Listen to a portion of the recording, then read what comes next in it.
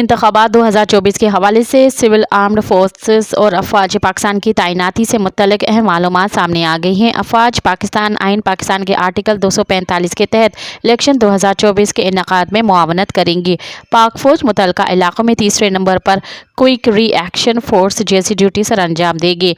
Election के दौरान अमन आमा की सूरत को बेहतर रखने की पहली जिम्मेदारी पुलिस की है, जबकि सिविल आर्म्ड फोर्सेस जैसा कि रेंजर्स और फ्रंटियर कोर दूसरे मरहले में सिक्योरिटी के जिम्मेदार होंगे, जबकि आर्मी तीसरे मरहले में पोलिंग के जनरल इलाकों में किसी भी सिक्योरिटी की सूरत हाल से निमटने के लिए तैनात होगी।